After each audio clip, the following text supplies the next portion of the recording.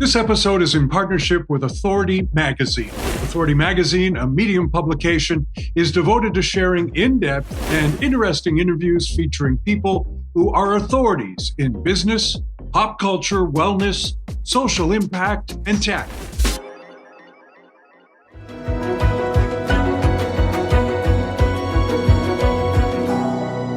This week on Believe in People, I'm joined by my guest co-host, Caitlin Morrison, who's the executive director of the Matthew Perry House, as we sit down with Darcy Ataman. Darcy is the founder of Make Music Matter, the groundbreaking nonprofit that turns music into a lifeline for survivors of conflict and trauma. From healing and harmony to work with Indigenous communities in Canada, Darcy shows us how music can be more than art. It can be survival, connection, and hope. Darcy, welcome to Believe in People. Thanks for having me. Darcy, you founded Make Music Matter, and you're building on the healing and harmony into kind of this global movement. What sparked that idea for you, and why did you think that, music would be more than an art? It's a tool for healing. How did that come about?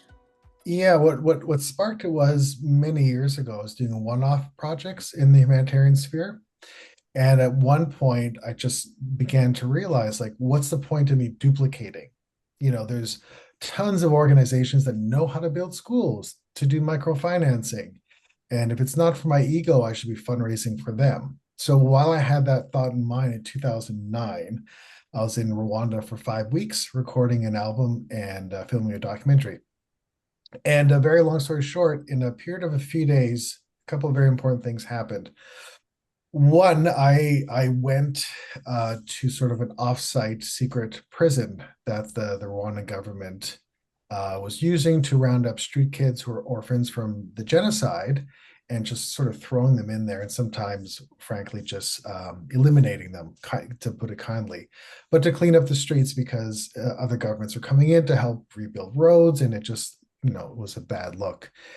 So I went and tried to rescue, it's about 1,100 young people in this secret place, and it did not go well, sadly, for those kids, or myself. I had an evening where I witnessed the lives being cut short of these young people, and myself very close.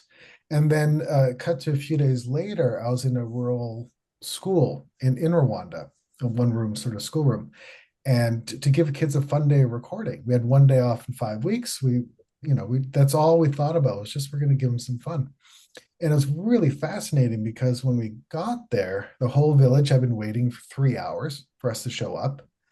The school was packed. They were literally crawling through the windows trying to get in, and the same age youth that I just listened to having their lives tragically cut short, they're dressed up in homemade hip hop outfits.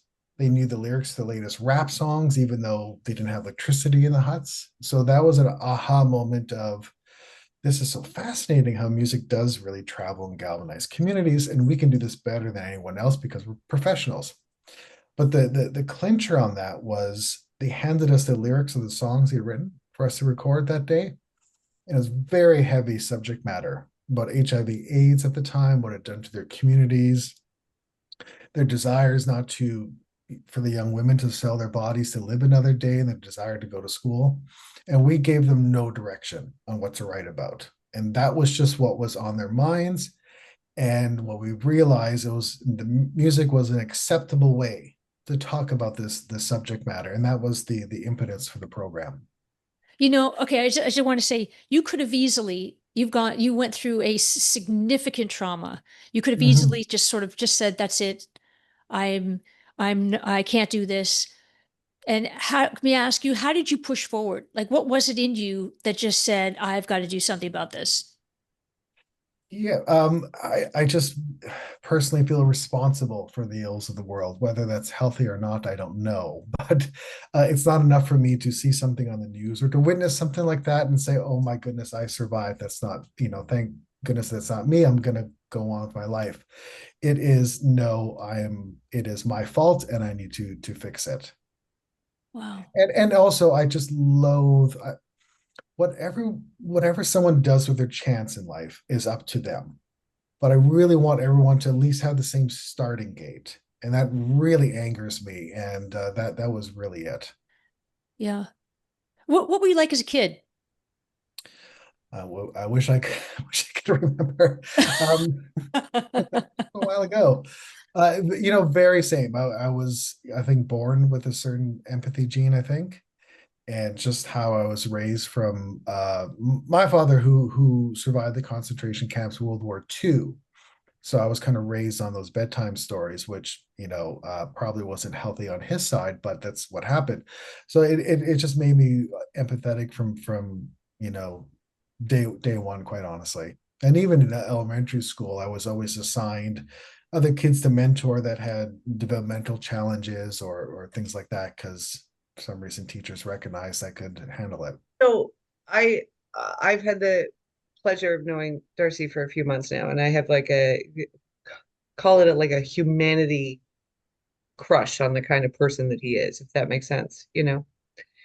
But Darcy, something you and I have talked about, and I don't know, it feels like that sort of important thing to talk about. When you have that empathy gene, I like that you call it that, when you have that empathy gene, how do you manage going around in a world where most people won't do what you did? Most people won't have this huge traumatic thing and say, "Well, I'm going to go even deeper into this and I'm going to work harder to help it." Most people would be like, "Well, I'm going to go get a smoothie Mhm. and be as far away from this as I possibly can so that I don't have to look at it." How do I manage it? To be really honest, probably not very well. Like in the sense that my way of dealing with it is usually just working harder and working more and going to other places where that could occur to me. And I tend to avoid, let's call it regular life for lack of a better term, because I'm not as good at that. So going into a conflict zone, once I'm there, it doesn't bother me whatsoever. Ever, I feel very comfortable with it. But day-to-day life and interactions and going to the coffee shop and getting my order, that is what stresses me out. So again, I'm not sure if that's great, but that's the absolute truth, is I tend to avoid regular life.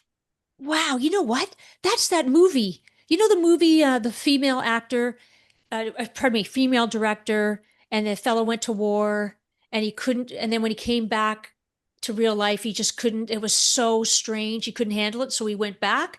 What was Mhm. that called? I'm explaining it Mm, very I poorly. want to get there. I want to get there with you.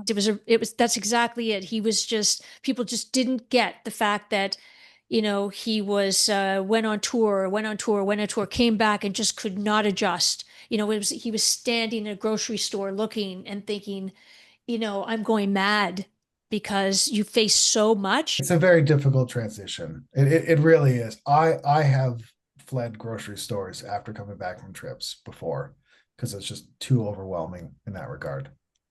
I bet. And Darcy, do you feel, I mean, you built something, we're going to talk about the collaboration that the two of you have, but you built something. uh, I imagine in silo, like I imagine that it would be really challenging to recruit people to help support you. Is that the case, or am I totally wrong with that? It's difficult to recruit for a long-term sustained period of time. You can get interest because it sounds exciting and all that. It kind of checks those boxes, but to get people to stay for a sustained period of time is difficult and honestly pretty rare, in the sense that not many people are built for it, quite frankly. Yeah, good point. Do you ever wish that it was like you, because you've done so much good with this, Mhm. with your healing and harmony, right? Mhm.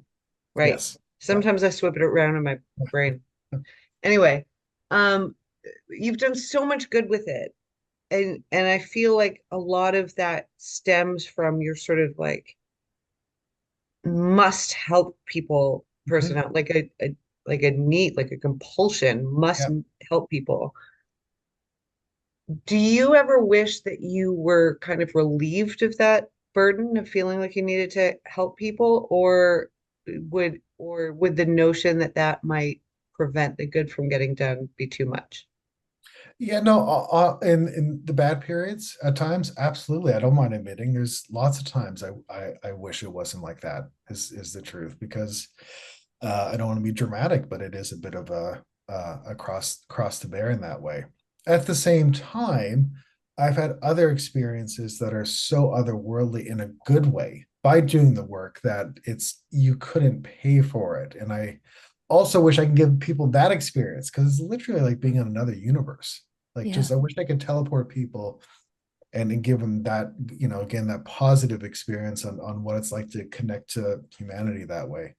So it happens. Yeah, it happens. Both happen, quite honestly. Yeah, I bet. And Darcy, in your eyes, what's the difference between listening to music and being healed by music? Oh, that's a great question. I don't think I differentiate it quite quite honestly for myself. It's I'm not very good at passive listening. Either I'm listening to music and I'm in it or not. Yeah. But interesting question. Huh. And I want to ask you too, you work also with Indigenous communities in Canada as part of your outreach. What Yes. what different what's different or maybe surprisingly familiar or similar in the in how music unlocks healing in those settings compared to conflict zones abroad? Yeah, it's very similar in terms of what we'll call intergenerational trauma in Canada in those communities is really the same in conflict zones around the world. We work a lot in Eastern Congo, and it's the same thing. That entire country or region we work in is sadly traumatized, and that gets passed down generation to generation. So that is all the same. What's surprisingly different, and I admit surprised me greatly, and still does at times, is the level of mistrust between those what I call the two solitudes in Canada, which is really is, sort of the Caucasian whatever, and the Yeah. Indigenous communities. That gap is so much wider than I realized. So in a conflict zone, you're there, you have to build the relationships to build trust because historically they're used to kind of getting the short end of the stick. Yeah. So we're very careful on again being there in person and being in the community and again building that trust. In Canada, the same thing, but it's so much more difficult. You can be in a relationship, and it just goes to show the damage our country's done to these communities because you can be working with someone for a couple of years and thinking everything is fine, and then one little perceived misstep, and it's almost like starting all over again. And I'm not blaming those communities whatsoever. I mean, we're the ones to blame on that. But that has been a surprise on how much deeper it is than I realized. Yeah. In this administration, with the US, Yes. has your work changed given what's going on in the world right now? Do you see any difference? Not yet, but that's just because our funding does not, as of yet, has not come from the U.S. We do have what we call a 501(c)(3) in the U.S., so we're a registered charity is there as well, but it's new enough where we've not gained that fundraising ground in the U.S. As of yet. But I will say, and I probably shouldn't, politically on the side of the US, that did help Canada a little bit. I thought that was the one decent byproduct of that election was before then. People can draw their own conclusions, and I think they're pretty obvious. Who was a foregone, going to be the foregone winner in Canada? Would have the same thing would have happened to our bilateral funding there. Hmm. And luckily, in my opinion, what happened in the US sort of scared Canada straight before the election. That's my opinion. And Interesting. yeah. Wow. You're not alone in that opinion. Yeah. I'm saying it very sensitively. So, Very well said. Very tactful, very tactful. thank you. So, well, I am curious about this with the international stuff and the what's happening in the US and Yeah. things like that.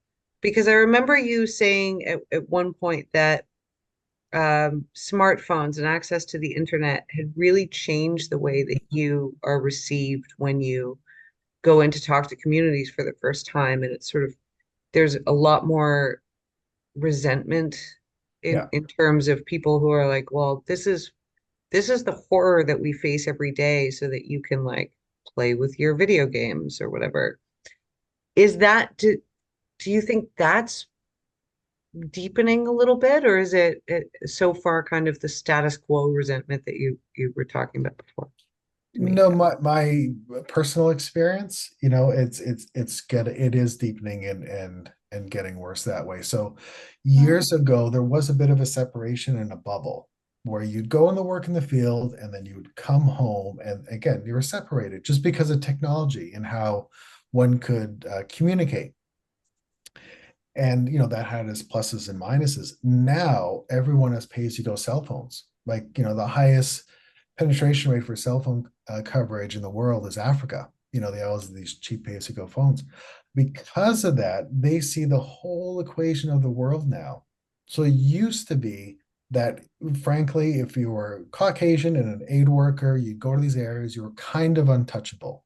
It was a known thing. That is gone now.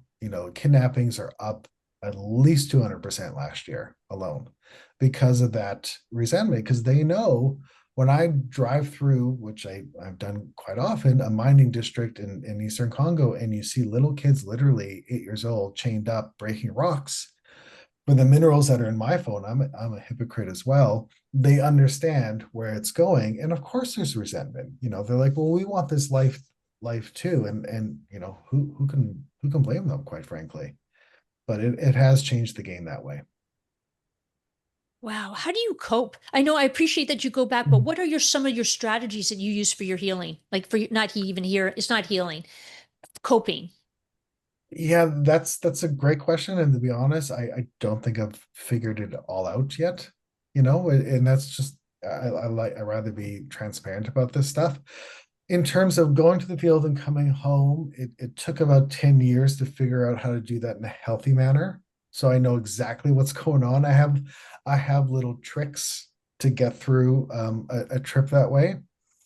But it is a little difficult because no matter how many healthy mechanisms you put in, I make sure I go to the gym and get that done, and I meditate and all that sort of stuff.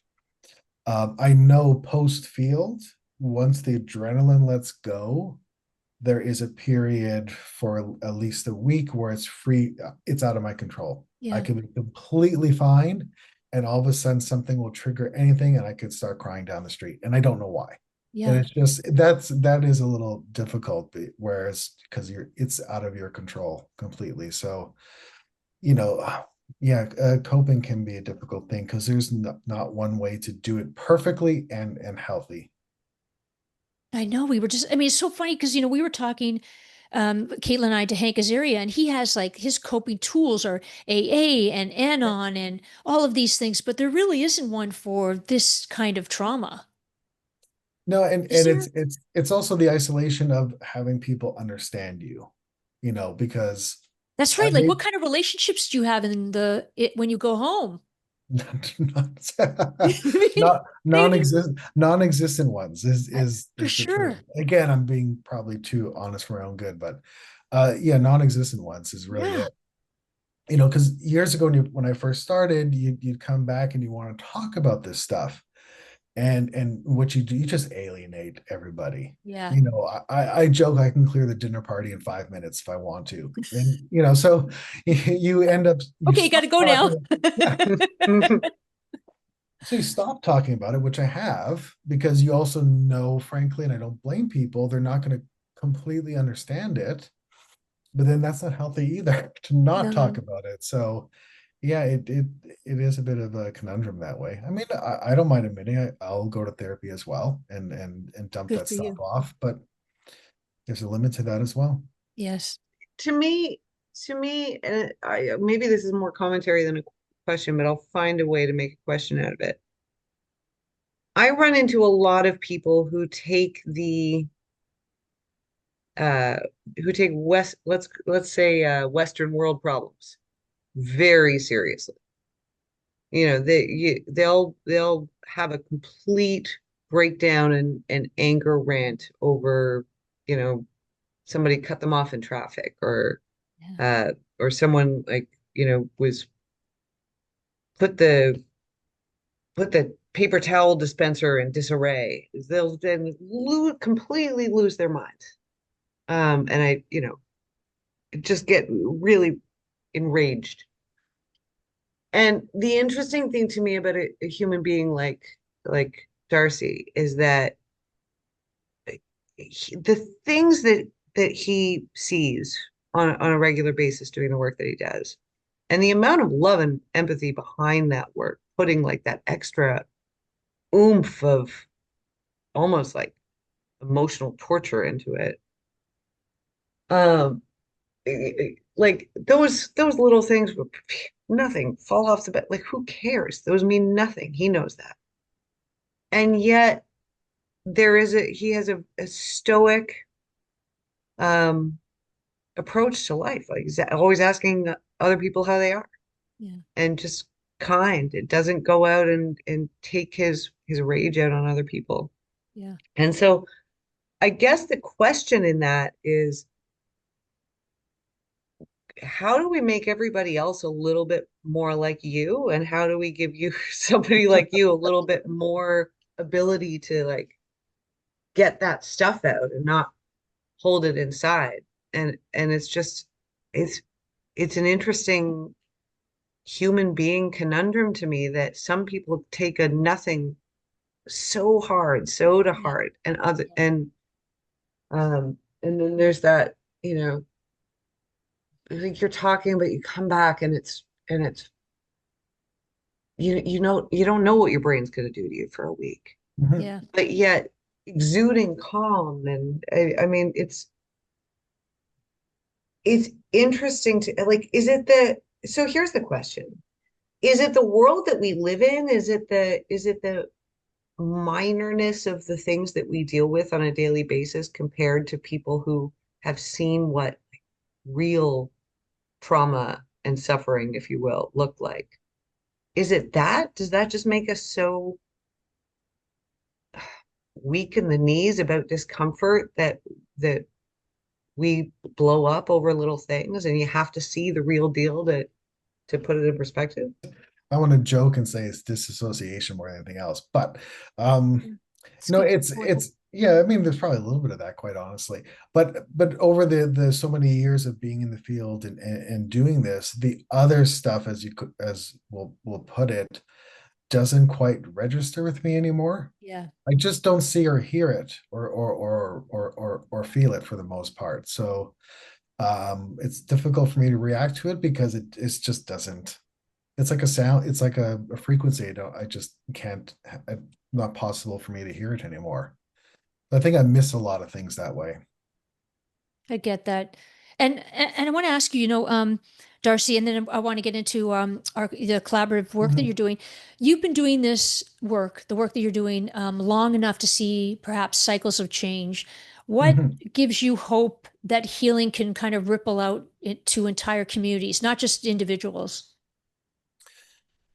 Yeah, no, that's a great question. I mean, first, there is an issue of no matter how much you dedicate your whole life to this sort of stuff, there's only obviously I'm not going to fix all the ills of the world, and no one is, right? So I'm aware the deeper you get into this stuff, the bigger you realize it is. That can be a little difficult at times because there is no end game. It's still Yeah. worth it, but there's never an end game to it. That being said, I've been doing it long enough that I have seen examples. So just a really light one, but that's community wide, is 2017. We started working in this area of Eastern Congo called Mulamba. It's in a rural area. There's a lot of rebel group activity there. We operated for a couple of years to heal the women in the community, sadly from sexual violence. And the men, and it's a very patriarchal society there still, for the most part. I mean, more than here, saw such change in the women and their wives that they actually organized themselves, went to our studio and talked to our psychologist there and said, "Hey, we need this program too," Wow. which is absolute truth, completely organic. So to see that change, and then to go back when I was visiting there last December and talking to the men and seeing the change of, well, now I give control of the finances to my wife because I'm going to drink my money away. And just to actually see that community wide is really impressive. I mean, yeah, it helps me a lot. So I've seen, that's a light example, but I've seen that. Wow. So that's one thing. Are you, what's something else you're most proud of in the work that you've done in the decades that you've done this? Yeah, Tell one of the people I mean, stories. I love your individual people stories. They're really good. yeah, I'll give um two, Okay. well, one serious, well, actually they're both, but we were operating in Uganda and working with these women were former sex slaves of the Lord's Resistance Army, which is a well-known rebel group in that area. There's 14 of them escaped, and then they went into our program. And they wrote to me saying at one point, they're all planning to commit mass suicide because they realized, what's the point? We're going to get captured again. We're going to, there's just no point to this. And they went to the program, healed enough, gained agency, and decided not to go through with it, and wrote me about it. So that, that is something that sticks with you forever. Yeah. But generally speaking, one of the things I enjoy a lot is redefining power and the notion of power and the definition of it. Because if you're in a conflict zone, you usually have had everything taken away from you. You have literally nothing, right? But with our program, we try to reestablish that no, you're an artist and this is important to society and you do have power. So again, working in just Eastern Congo, it's a group of women and they wrote a song translated, it was called The Criminal Father, which calls out the men in the community of one who perpetrate the rapes and or just let them go on with impunity. And that's what the song was about. It became, like I was there for, a little local hit on the morning radio there, so much so that the military started to call into the radio station and complained Wow. to stop playing the song because, quote unquote, they're the good guys and they don't do that anymore, which is a complete lie. So someone with the guns and the bullets is scared of somebody with the songs is phenomenal to me. And then for the women who went through the program, for them to understand that they actually do have power, that I love a lot. Wow, that's incredible. And I think too, like we're gonna, I think the most important piece too is that funding helps you Mhm. make this happen to help as many people as you can. And I know that you and Caitlin, so Caitlin, and I said this in the intro, Caitlin's the executive director for the Matthew Perry House. And Darcy is the creator of Make Music Matter. And you are doing a fundraising event called Live Loud, no, Live Loud Live. It's a You were fundraising there. event. You got there right Yeah. away. Okay, good. And it's fun to say, actually. And it's November 14th. It's going to be in Toronto. Please tell us what it is, what we can expect. How do people get tickets? Because this is very, very crucial to part of the funding and work that you are doing.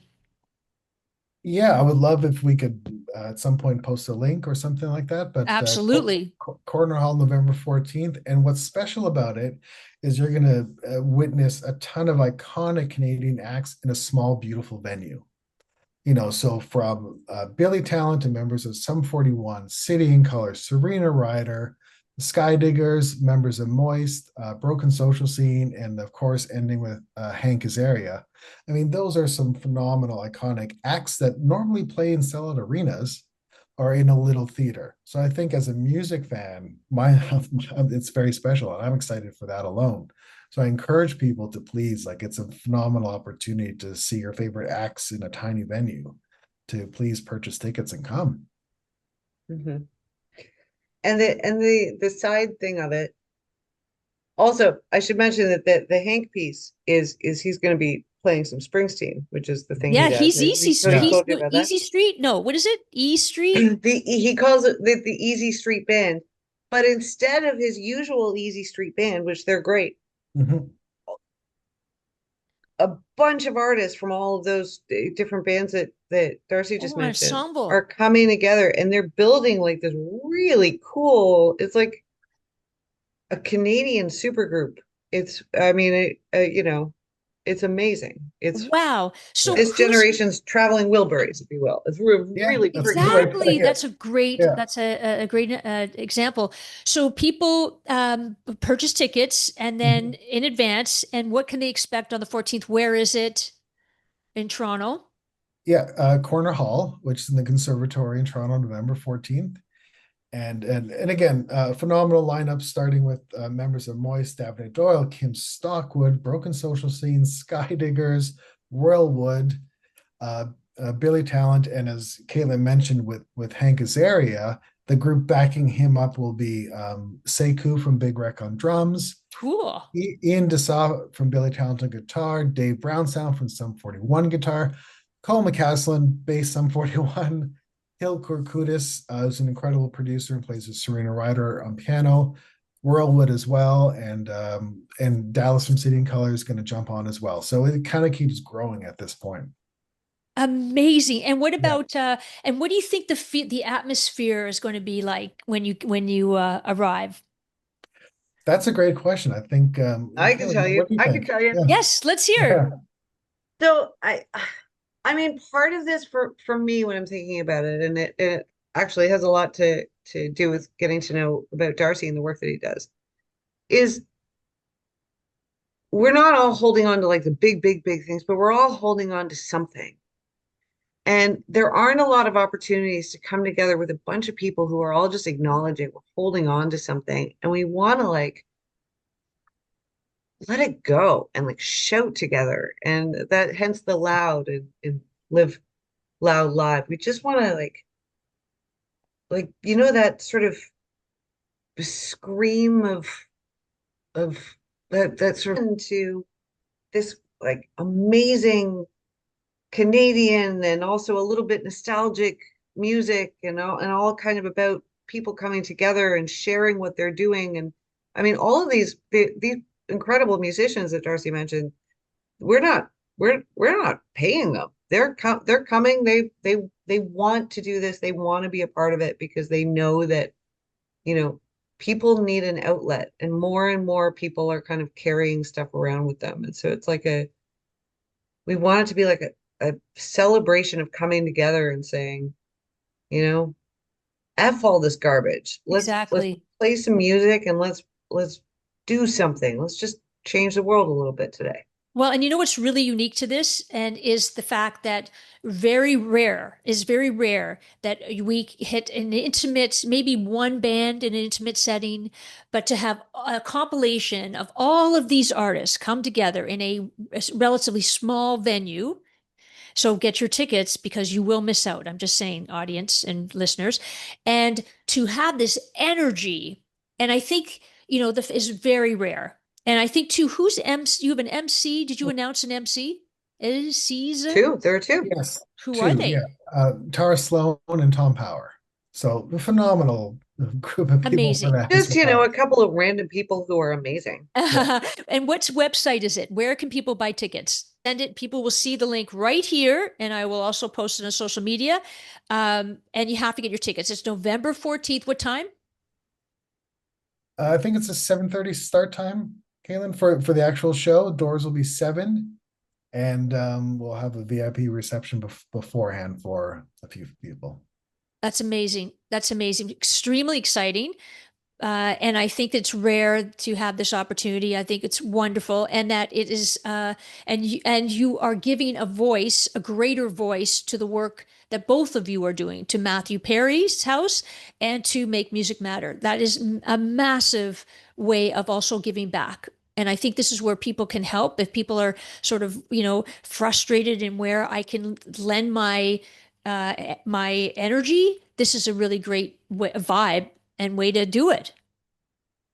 You know? Agreed. Great. And then to Oh, to good. Yeah, further, sure. We I yeah, love totally. it. I mean, not to toot our own horns too much, but Go ahead, please. you will not find very many organizations who stretch every penny of a donation mhm, toward the thing that we're working on yeah, as much as we do. kind of crazy, and we should probably pay ourselves more, but we don't. Well, good for you for doing this. It's amazing. And I want to end with, because this is Believe in People. Darcy, why do you believe in people? Why do you still believe in people? Because I've spent so much time in the field, with people who should not have hope whatsoever, who have every right to be angry for the rest of their lives, and again, born in the wrong place at the wrong time, and that's it. But yet, the kindness and resilience that I've seen firsthand for decades now is absolutely unbelievable. Like it's, and just one thing to end on is this is a net benefit to society. You know, if you can live in a slum or an active conflict zone or post-conflict zone, whatever the case is, and build yourself through that, those are the people that are going to be able to make the next cure to the latest infectious disease, you know, as opposed to us that have gotten, frankly, you know, a little on the soft side. So that is, you know, switching all those minds on is just a benefit to the world at large. Thank you for that. Darcy, thank you for your work. And thank you for the two of you creating this amazing collaboration for November 14th. Live, I like saying it, live loud live. Yeah, baby. Yes. Good job. Yeah. Awesome. Thanks, you two. Thank you. Thank you.